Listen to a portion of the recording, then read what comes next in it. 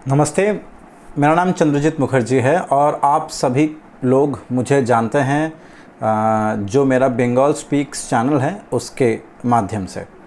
आज बंगाल में 5वां फेज़ ऑफ इलेक्शन हुआ और इसके अलग अलग एरियाज़ पे हुए हैं, अलग अलग कॉन्स्टिट्यूएंसीज़ पे हुए हैं, लेकिन आज दो चीज़ें खास करके बताने के लिए ये वीडियो बन रहा है। सबसे पहला जो चीज़ है वो ये है कि आज हमारे एरिया में, मतलब कि सॉल्ट लेक सेक्टर 3 में भी, विधाननगर में भी इलेक्शंस हुए हैं। आज मैं खुद वोट देकर आया हूँ।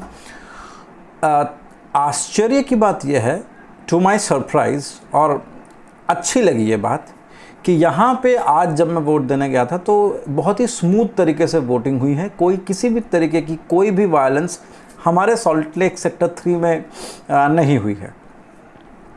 दूसरी बात यह है कि आज एक ऐसा माहौल क्रिएट हो गया है पूरे इंडिया में कि एक झूठ खबर, फेक खबर, इस तरीके की फ्रॉड या इस तरीके की फ्रॉडुलेंट एक्टिविटीज़ बहुत बढ़ गई हैं।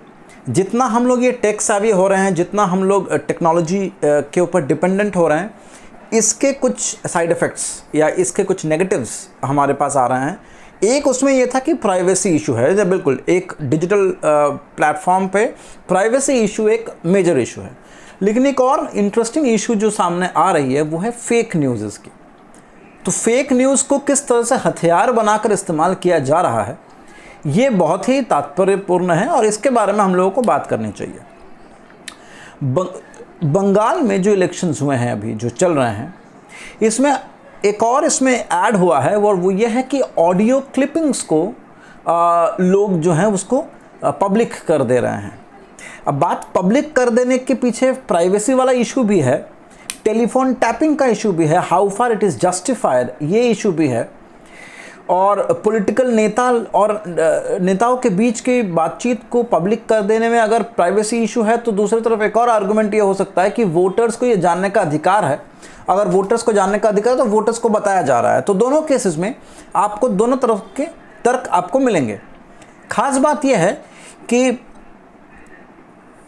ये जो last 4th phase of election में शीतलकुची एक जगह का नाम है, शीतलकुची एक गाँव है कुछ बिहार डिस्ट्रिक्ट में, नॉर्थ बंगाल में। यहाँ पे सेंट्रल फोर्सेस के हाथों 4 युवक 18, 19, 20 साल के युवक गोली का शिकार बने थे और वो लोग मारे गए थे। वहाँ के एसपी साहब की ये स्टेटमेंट आई थी कि ये लोग सेंट्रल फोर्सेस के ऊपर चढ़ाव हुए थे, ये लोग उसको अटैक करने आए थे, इनकी हथियार छीनने की कोशिश करी थी, फलस्वरूप ये एक्सीडेंट हुआ है। और ये बड़ी दुख की बात है। टीएमसी की जो सुप्रीमो हैं और टीएमसी के जो पार्टी वर्कर्स हैं, उन्होंने ये कहा था कि ये जानबूझकर जो है सेंट्रल फोर्सेस इन बच्चों को डराने के लिए, धमकाने के लिए, प्रभावित करने के लिए कारनामे करती आ रही है। इसके बदले में ये गोली चलाना भी एक उसका एक पार्ट है। Having said all this things, आज एक न्यूज़ बार बार टीवी पे आ रही है और वो न्यूज़ ये है कि पिछले कुछ दिनों में, एक्चुअली 2-3 दिन में, एक ऑडियो क्लिप फिर से रिलीज़ हुई है। उस ऑडियो क्लिप में हमारी Mamata Banerjee, honourable chief minister, अपने ही किसी नेता से, एक्चुअली एक नेता से बात कर रही है टेलीफोन पे। वो बात ये है कि वो यहाँ पे डायरेक्टली कह रही हैं कि, और ये जो टेप है, ये जो ऑडियो टेप है, ये रिलीज़ किया बीजेपी ने है, आप इसकी वेरासिटी चेक कर सकते हैं। तो ये जो टेप है उसमें ये कहा जा रहा है कि हमारी सुप्रीमो जी कह रही हैं कि जो लाशें हैं उन बच्चों की, उन लाशों को किसी भी कीमत पर उनके परिवार वालों को ना दिया जाए, बल्कि उनकी रैलीज निकलेंगी। ये अपने आप में डराने वाली चीज़ है। जैसे मैं अपना लास्ट वीडियो में भी कहा था कि लाशों की राजनीति हो रही है, लाशों के ऊपर चढ़कर राजनीतिक जो भी लड़ाइयाँ हो रही हैं वो उसके ऊपर चढ़कर हो रही हैं, मतलब at the cost of our lives, at the cost of our lives. तो वो परिवार वालों को सांत्वना देने के लिए, एम्पथाइज रादर सिंपैथी देने के लिए उनके घर पे जा सकती हैं, उनको फ़ोन कर सकती हैं, उन तक रीच करने की कोशिश कर सकती हैं, लेकिन साथ ही साथ वो ये भी कहती हैं कि उनकी बॉडीज़ जो है परिवार वालों को ना दिया जाए, क्योंकि उन बॉडीज़ की रैलीज़ निकलेंगी, जुलूस निकलेंगे प्रोटेस्ट के लिए। आप लोग खुद समझदार हैं, आप लोगों को पता है कि मैं किस बारे में बात कर रहा हूँ, किस डायरेक्शन में बात जा रही है, कितनी इनसेंसिटिव हो सकती है गवर्नमेंट, उसके तरफ जा रही है। एक और बात यह है, इनसेंसिटिविटी की जब बात हो ही रही है तो एक और बात यह है कि जो कोविड है, ये कोविड का भी किसी को ख्याल नहीं हुआ, किसी भी पॉलिटिकल पार्टी को ऐसा ख्याल नहीं आया, और यहाँ पे नंबर्स गेम चल रहा था, नंबर गेम्स चल रहा था कि किसकी मीटिंग में या किसकी रैली में कितने लोग हुए हैं। अच्छा, जब यही सरकार खुद कहती है कि सोशल डिस्टेंसिंग मेंटेन करो, ये करो, वो करो, बड़ी मुश्किल से हमने पिछले साल में इस चीज़ को रोकने की, अरेस्ट करने की कोशिश करी, इस पैंडमिक को। एक स्टेट के इलेक्शन ने सब बर्बाद कर दिया। हम लोग फिर से बैक टू स्क्वायर वन, अगर इनफैक्ट उससे भी ज़्यादा ख़राब स्थिति है। स्लोली लॉकडाउन लग रहा है, नाइट कर्फ्यू हो रहा है, वीकेंड बंद हो रहा है दिल्ली में, बोर्ड एग्जाम्स कैंसिल हो रहे हैं, बच्चों का पढ़ाई, नौकरी, सब कुछ खतरे में है, health, interpersonal relationships, everything is at stake. तो किसके सपोर्ट करें हम, किसको सपोर्ट करें?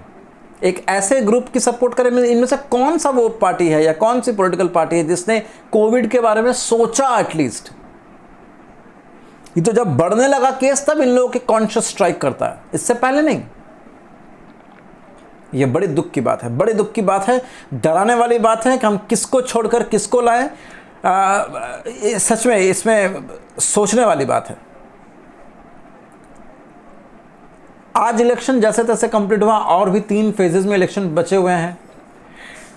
सरकार कह रही है कि 3 फेजेस को एक ही फेज में कन्वर्ट कर दिया जाए ताकि कोविड का जो पैंडेमिक का जो राइज है वो थोड़ा सा कम हो। हालांकि इलेक्शन कमीशन ने ये कहा है, मतलब इनके ऊपर, हमारे स्टेट पार्टी के ऊपर इतनी भरोसा करती है, उन्होंने कहा कि अगर हम 3 इलेक्शंस को, 3 फेजेस के इलेक्शन को एक में कर दे तो वोट लूट हो जाएगा, और उन्होंने मना कर दिया है। आप समझ रहे हैं क्रेडिबिलिटी किसको कहते हैं? इसको कहते हैं क्रेडिबिलिटी। खैर, सिचुएशन बहुत गंभीर है, और कौन सी पार्टी आएगी, कौन सी पार्टी नहीं आएगी, इससे भी बड़ा मुद्दा यह है कि हमारे सामने चॉइसेस क्या क्या हैं। हमारे सामने चॉइसेस क्या क्या है। 2019 के लोकसभा इलेक्शन जब हुए थे तो पार्लियामेंट के कॉम्पोजिशन में more than 46% were having criminal records, और उनमें से भी 28 से 27% के अगेंस्ट में ग्रेव क्रिमिनल रिकॉर्ड्स थे। So law breakers have become law makers. और सिर्फ ये एक पार्टी की बात नहीं कर रहा हूं मैं, ये हर पार्टी में ऐसा हो रहा है। सो क्वेश्चन ये नहीं है कि कितने फेयर तरीके से इलेक्शंस हो रहे हैं, वो तो है ही, लेकिन ये भी है कि what are the choices that we are left with. तो आप लोग इन चीजों को समझें, दूसरे लोगों को भी समझाएं, अननेसेसरीली एक दूसरे के साथ झगड़ा ना करें। कोविड का सिचुएशन है, इसमें एक दूसरे के साथ देने से ही हमारी जीत हो सकती है। हम लोग की जीत सिर्फ हमारे सर्वाइवल पे टिकी हुई है। आज के तारीख में definitions of success, failure, achievement, ये सब बदल चुका है। लोग अपने घर में वर्क स्टेशंस बना रहे हैं। आप लोग प्लीज इस बात को समझें, सिचुएशन में एक दूसरे के साथ की जरूरत है। इसी नोट के साथ, इसी प्रेयर के साथ ये वीडियो मैं ख़त्म करता हूँ। उम्मीद है कि आप लोग इससे थोड़ा सा इनटेक, थोड़ा सा आप लोग टेक अवे सॉर्ट ऑफ लेकर जाएं अपने दिमाग में, और सोचें इस बात को कि किसको लाएं, किसके ऊपर किसको लाएं। नमस्ते।